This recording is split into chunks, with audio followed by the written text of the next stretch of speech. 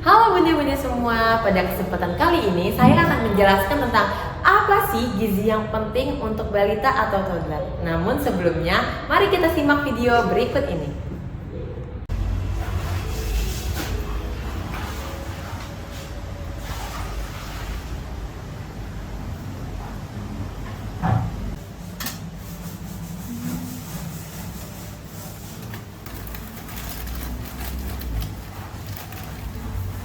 Makan apa ya ini buat si Andre?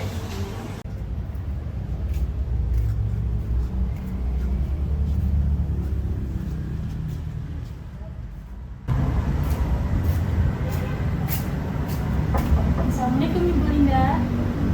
Salam. Ibu saya tadi buat kue untuk Aldo, tapi kayaknya kebanyakan, jadi saya bagi ke Andre. Terima kasih. Pas banget ini loh, saya lagi bingung si Andre mau makan apa sekarang. Sama-sama Bu, emangnya ada apa ya Bu? Ini si Andre nggak mau makan, berat badannya juga turun. Assalamualaikum Bu. Ini tadi saya habis masak nasi goreng, emang sengaja masak banyak buat bagi-bagiin. Siapa tahu Andre mau. Kasih ya Bu Linda. Ada apa nih Bu ngobrol depan pintu?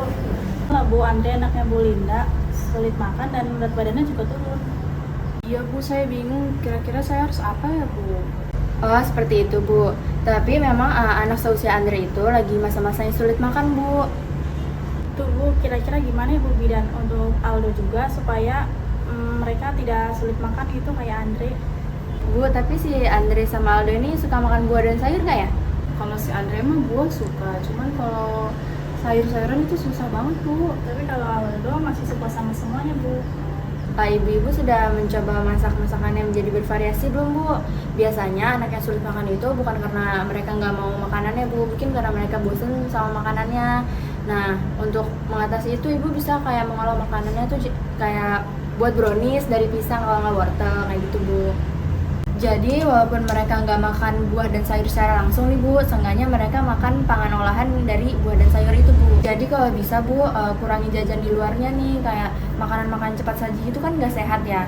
Jadi saya kayak nyaraninnya ibu masak masakan olahan sendiri gitu untuk si Aldo dan Andre ini supaya mereka tuh gizinya terpenuhi dengan baik. Terus juga diperhatiin asupan gizinya ya Bu. Itu Bu bidan. Terus kalau anak susah makan itu kenapa ya Bu? Oh iya Bu, kalau kayak gitu kayak gimana ya Bu? Biasanya Bu, anak sulit makan itu kadang karena mood dia yang nggak bagus atau emang dia punya alergi atau bahkan dia anaknya pemilih gitu dalam makanan yang mau dimakan gitu Bu. Tapi bisa juga nih Bu, mungkin anaknya trauma karena kan kita sebagai orang tua pasti sebel gitu ya, anaknya nggak mau makan, susah makan, dikasih ini nggak mau, dikasih itu nggak mau. Nah mungkin karena kita marah itu anaknya jadi trauma dan dia nggak mau makan lagi Bu, jadi sulit makan. Lalu bagaimana ya Bu cara menanganinya supaya mereka tidak sulit makan? Coba nih ibu-ibu hindarin dari mereka dari gangguan makannya. Kayak anak sekarang kan kalau makan harus sambil nonton, harus sambil main-mainan mereka gitu. Itu sebenarnya mengganggu juga tuh Bu. Terus juga sesuaiin jam makan sama jam tidurnya. Jangan sampai pas ibu kasih makan ternyata itu jam tidurnya Bu. Ntar anaknya nggak nafsu makan lagi tuh. Oh gitu. Iya Bu. Terus kurangin juga ya Bu snacknya kalau si anak-anak ini tuh mudah kenyang gitu. Oh gitu ya Bu. Ya udah nanti saya terapin deh buat si Andre. Saya juga deh Bu buat si Aldo. Iya Bu, nanti kalau misalnya emang mau ada yang ditanyain lagi, mau konsultasi, datang aja ke klinik. Saya selalu ada di klinik kok. Gitu ya Bu bidan. Makasih Iya Ibu. Iya Ibu sama-sama. Ibu mau kemana buru-buru? Nggak buru-buru sih Bu, cuma mau masakin makan siang buat suami dan anak saya. Kalau gitu saya duluan ya Bu. Iya Bu, hati-hati. Mari Bu. Bu, saya mau pulang duluan soalnya di rumah Aldo sendirian. Kebetulan hari ini juga mendung dan jemuran pun belum kering. Oh iya, udah makasih Ibu untuk waktunya. Sama-sama Bu. Wassalamualaikum. Waalaikumsalam, hati-hati Bu. Iya Bu.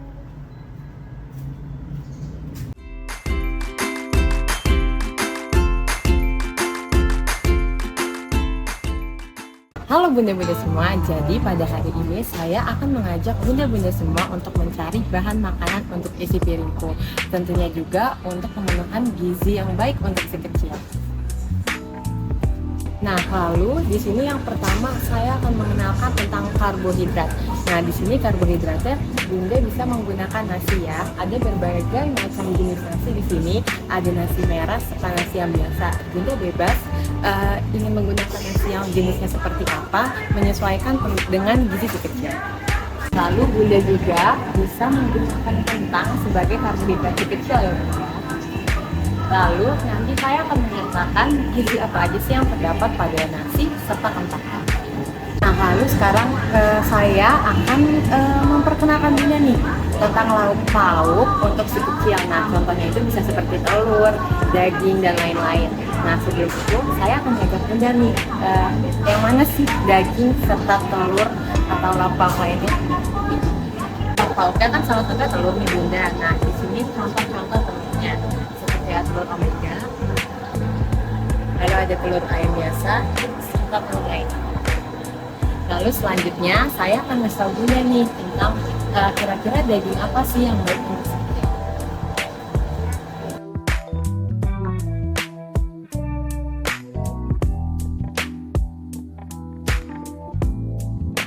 Lauk pauknya Bunda itu bisa pakai daging. Nah, di sini ada daging ayam, ada daging ada hati sapi, serta ada daging sapi dan ayam lain.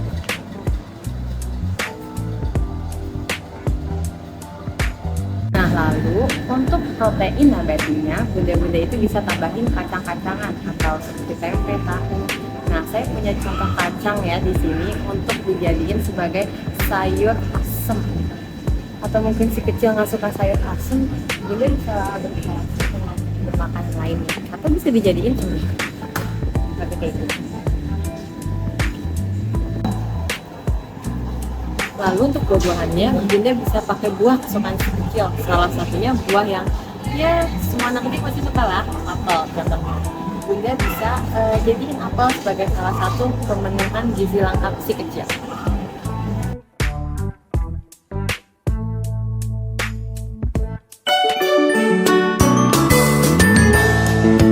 Aku anak sehat dan cerdas, gemar makan buah, sayur, karbohidrat dan protein. Cukup minum. Nah, tadi saya sudah ngajak Bunda bukan untuk mencari pangan olahan makan untuk si kecil untuk pemenuhan gizi pada isi piurungku. Nah, lalu sekarang saya akan membahas tentang mengapa sih balita itu sulit makan. Jadi, disimak ya Bunda.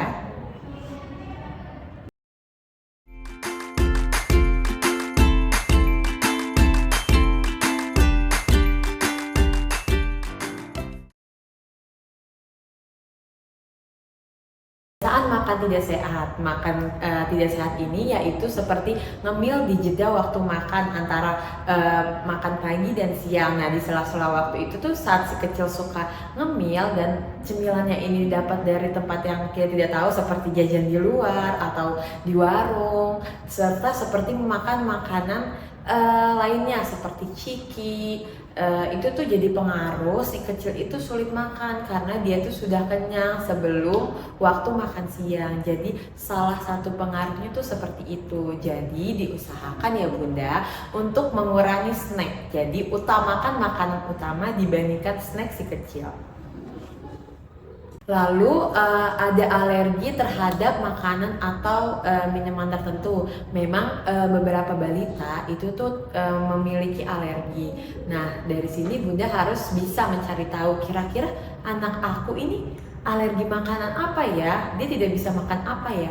Nah, salah satu contohnya yang bisa saya berikan itu penyakit celiak, yaitu tubuh bereaksi saat si anak ini memakan protein atau memakan gluten. Jadi, nah sebelumnya gluten itu apa sih? Gluten itu salah satunya contohnya itu seperti gandum hitam. Nah, olahannya itu seperti kue, pasta ataupun roti. Nah, jadi si kecil itu sistem imunnya tuh bereaksi terhadap protein atau gluten yang menyebabkan dia atau si kecil itu sulit makan gluten. Seperti itu. Nah, penyebab dari anak yang alergi terhadap gluten itu salah satunya terganggu pada jaringan ususnya. Nah, itu menyebabkan si kecil diare, muntah, ataupun bahkan kadang sakit perut. Jadi, itu alasan kenapa si kecil itu sulit makan, seperti itu. Nah, lalu ada picky eater nih Bunda, atau pemilih dalam memakan makanannya. Jadi si balita itu sulit makan bukan karena tidak mau makan juga salah satunya. Mungkin dia mau memakan makanannya, tetapi makan makanan yang ia suka. Contohnya, dia suka ayam goreng, tetapi dia tidak suka dengan sayuran atau sayur sop. Nah, di sini Bunda bisa mencari nih solusinya. Bagaimana ya kira-kira supaya anak saya ini mau makan seperti itu. Lalu yang terakhir ada trauma pada makan makanan baru. Nah, kenapa sih si kecil ini trauma terhadap makanan baru mereka? Salah satu penyebabnya itu saat kita memaksa mereka memakan makanan yang tidak mereka suka. Itu jadi salah satu penyebab mengapa si kecil itu trauma terhadap makanan tersebut. Jadi usahakan ya bunda-bunda untuk membuat si kecil makan ini jangan dipaksa. Jadi bunda bisa membuat salah satu opsi seperti saat selesai kita makan nanti kita mainnya seperti itu. Jadi si kecil ini tidak food phobia seperti itu. Namun sebelumnya food phobia itu apa sih? Food phobia itu seperti tadi yang di awal, yaitu trauma terhadap makanan baru seperti itu. Nah, lalu saat si kecil mengalami gangguan kesehatan, saat kita tidak menyadarinya, itu juga jadi salah satu penyebab mengapa si kecil sulit makan bunda. Contohnya seperti sariawan atau radang. Kadang anak kecil tuh tidak bisa bilang apa yang mereka rasakan. Mereka hanya bisa menangis, terus moodnya jadi berubah. Jadi bunda bisa menanya-nanyakan nih ke si kecil atau kira-kira memperhatikan kenapa ya dia tidak mau makan, entah sariawan atau radang atau penyakit lainnya. Nah, lalu selanjutnya saya akan memberikan penanganan bagi balita yang sulit makan. Jadi bunda bisa menerapkan nih salah satunya ya.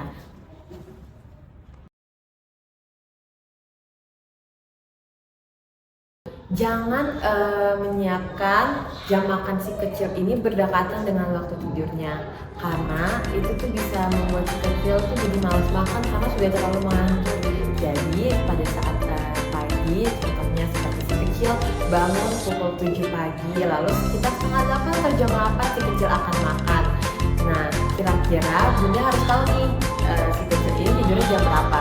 Jam 9 atau jam 10. Jadi tuh usahakan tentang waktu pada saat makan dan pada saat itu pada saat tidur itu terpaut 1 jam agar si kecil itu tidak terlalu mengantuk pada saat dia mau makan.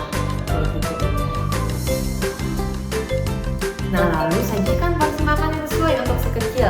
Jadi kadang nih kita melihat anak yang makan banyak seru kan bunda. Jadi itu kadang kayak kita, aduh dia harus banyak makannya, dia harus banyak.